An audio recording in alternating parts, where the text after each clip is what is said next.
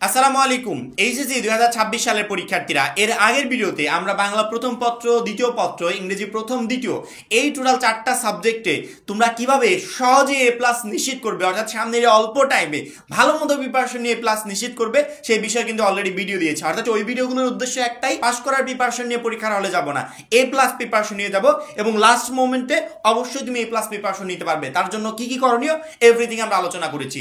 আজকের ভিডিওতে আমরা আইসিটি নিয়ে আলোচনা করব। মাত্র 310 টাকায় যারা এখনো আমাদের এইচএসসি 26 টার্গেট প্লাস কোর্সে যুক্ত হন নাই, খুবই দ্রুত করো, কারণ কি একটা মাত্র কোর্সে এই অ্যানালাইসিস করা সকল সাবজেক্টের সাজেশন সকল গ্রুপের পিডিএফ আকারে পাচ্ছ, সেই সাথে বিগত বছরগুলোর বোর্ড এমসিকিউ উত্তর সহ পাচ্ছ পিডিএফ আকারে, পাচ্ছ বইয়ের সকল চ্যাপ্টার অ্যানালাইসিস করা জ্ঞানমূলক ও অনুধাবনমূলক প্রশ্ন উত্তর পাচ্ছ পিডিএফ আকারে, লিখিত অংশে শর্টকাট টেকনিক থাকবে পিডিএফ আকারে, গ্রামার অংশে শর্টকাট টেকনিক থাকবে পিডিএফ আকারে, সেই সাথে পড়াশোনার রুটিন প্লাস এ প্লাস গাইডলাইন সবকিছু থাকবে এই একটা মাত্র কোর্স। আমাদের কোর্সে যুক্ত হতে স্ক্রিনে দেওয়া নম্বরে 310 টাকা কোর্স ফি পাঠিয়ে এই নম্বরে হোয়াটসঅ্যাপে আমাকে জানাবে ভাইয়া কোর্স ফি পাঠিয়েছি, সাথে সাথে তোমাকে গ্রুপে যুক্ত করে নিব, তখন থেকে তোমার ভর্তি পরীক্ষার প্রস্তুতি শুরু হয়ে যাবে। 2025 সালে অর্থাৎ এইচএসসি 25 রেজাল্টে যে 5 লক্ষ প্লাস শিক্ষার্থী ফেল আছে, এর ভিতর সবচেয়ে বেশি যে সাবজেক্টগুলোতে ফেল করেছে সেটা হচ্ছে হিসাব বিজ্ঞান, তারপরে দ্বিতীয় হচ্ছে ইংরেজি, 3 নাম্বার হচ্ছে আইসিটি। অর্থাৎ 3টা সাবজেক্টে সবচেয়ে বেশি পরিমাণ শিক্ষার্থীরা ফেল করেছে, তার ভিতরে একটা হচ্ছে আইসিটি।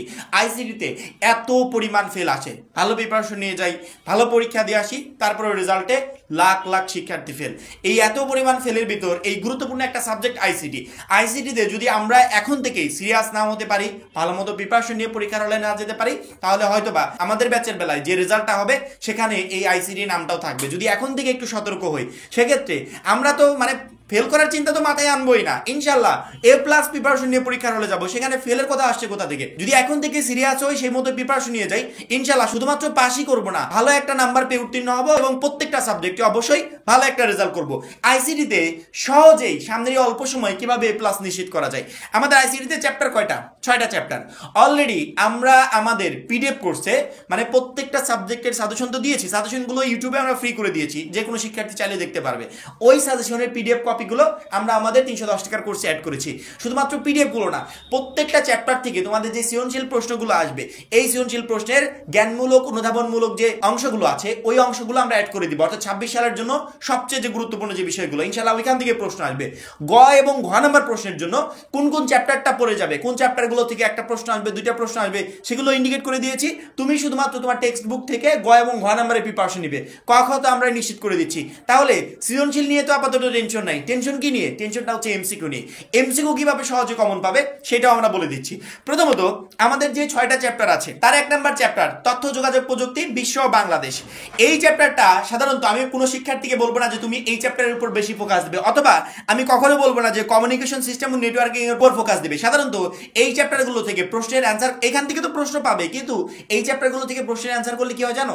এইগুলো থেকে প্রশ্ন করলে ফুল নাম্বার পাওয়া যায় না। একটা সৃজনশীলে আমি পুরোপুরি লিখলাম, শিক্ষক যে আমাকে 10-এর ভিতর 10 দিবে এই লেখার উপর ডিপেন্ড করে এগুলো দেয় না। ওই দেখা যাচ্ছে শিক্ষক ঠিকই যতই ভালো লিখি 9 দিয়ে ফেলেছে, 8 দিয়ে ফেলেছে, 7 দিয়ে ফেলেছে, এরকম করে নাম্বার দেয়। কি কারণে দেয় এটা একমাত্র শিক্ষকরাই বলতে পারবে, কিন্তু এরকম নাম্বার চলে আসে।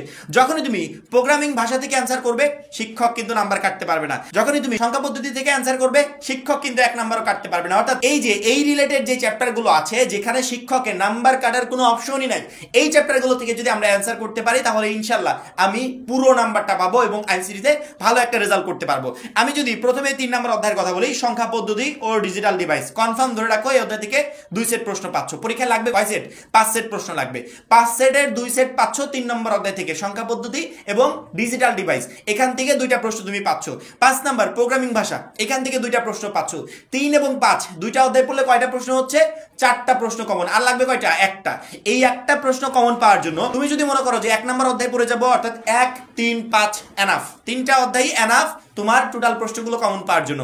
তুমি যদি মনে করো যে না এরকম পড়বো না, আমি 2, 3, 5 পড়বো, কোনো প্রবলেম নাই। তুমি যদি মনে করো যে না আমি এরকম পড়বো না, 3, 4, 5 পড়বো, কোনো প্রবলেম নাই। তুমি যদি মনে করো 3, 5, 6 পড়বো, সেক্ষেত্রে কোনো প্রবলেম নাই। তবে এতটুকু বিষয় মনে রাখবে, আমাদের 1 নাম্বার চ্যাপ্টারটা সাধারণত একটু ক্রিটিক্যাল হয়, কারণ কি অনেক বছরে দেখা যায় 1 নাম্বার চ্যাপ্টার 2 নাম্বার চ্যাপ্টারের সাথে মিক্সিং হয়ে একটা প্রশ্ন আসে, এখানে একটু সম্ভাবনা থেকেই যায়। এই জন্য 1 নাম্বার চ্যাপ্টারটাকে এর সাথে ইনক্লুড করে আমরা রিস্ক নিব না।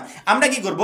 হয় 2, 3, 5 পড়বো, অথবা 3, 4, 5 পড়বো, অথবা 3, 5, 6 এই 3টা প্যাটার্নের যে কোনো একটা প্যাটার্ন কমপ্লিট করে যাব।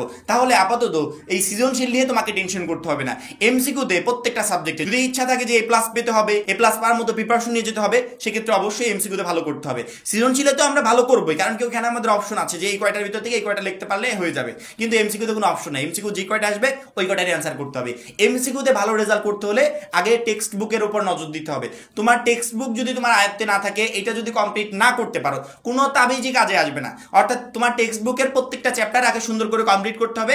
পরবর্তীতে বিগত বছরগুলোর যে বোর্ডের এমসিকিউ গুলো আছে সেগুলো তোমাকে সলভ করতে হবে। টেক্সট বুক তো অলরেডি তোমার কাছে আছে, এটার পাশাপাশি বিগত বছরের বোর্ড এমসিকিউ আমাদের যে 310 টাকার কোর্সে তুমি যুক্ত হচ্ছ ওইখানে দেওয়া থাকবে। অর্থাৎ বিগত বছরের বোর্ড এমসিকিউ গুলো আমি তোমাকে দিয়ে দিব, ওইগুলোর জন্য আলাদা করে টেস্ট পেপার কিনতে হবে না 1000 টাকা খরচ করে। 310 টাকার যে কোর্সে ভর্তি হচ্ছ ওইখানে সাজেশনের পিডিএফ, জ্ঞানমূলক, অনুধাবনমূলক প্রশ্ন এবং অন্যান্য সাবজেক্টগুলো লিখিত অংশের শর্টকাট টেকনিক, গ্রামারের শর্টকাট টেকনিক, অর্থাৎ একটা পরীক্ষায় ভালো রেজাল্ট করার জন্য যা যা প্রয়োজন এভরিথিং এখানে থাকবে। তার পাশাপাশি আমরা বিগত বছরগুলোর বোর্ড এমসিকিউ গুলো দিয়ে দিচ্ছি, অর্থাৎ যা যা প্রয়োজন ওই এভরিথিং 310 টাকার ওই যে কোর্সটা রেডি করেছি ওই কোর্সের ভিতর সব থাকবে। ওই কোর্সটা কমপ্লিট করে তুমি যদি পরীক্ষার হলে যাও, শুধুমাত্র আইসিটি না অল সাবজেক্টে তুমি ইনশাআল্লাহ ভালো রেজাল্ট করতে পারবে। প্রত্যেকটা শিক্ষার্থীকে বলছি যে আমরা যে সাজেশনগুলো রেডি করে দিয়েছি, তোমাদের সিলেবাসটাকে যে শর্ট করে দিয়েছি, সেই পিডিএফ গুলো অনুযায়ী প্রিপারেশন নিয়ে যাও। আইসিটি কেন, তুমি সকল সাবজেক্টে ভালো একটা রেজাল্ট করতে পারবে। এবং আমরা তো আছি, পরীক্ষার আগ মুহূর্তে কি কি করণীয়, কি করলে তোমাদের কাছে এই বিষয়গুলো আরো সহজ হয়ে যাবে, তার জন্য যা যা করণীয়, যা গাইডলাইন দেওয়া দরকার সবকিছু আমাদের পক্ষ থেকে ইনশাআল্লাহ দেওয়া হবে। সৃজনশীল নিয়ে টেনশন নাই, 3টা চ্যাপ্টার পড়ে গেল ওইখান থেকে কমন পেয়ে যাবে। ক খ জ্ঞানমূলক অনুধাবনমূলক প্রশ্ন আমি দিয়ে দিচ্ছি, গ ঘ তুমি তোমার টেক্সট বুক থেকে পড়বে।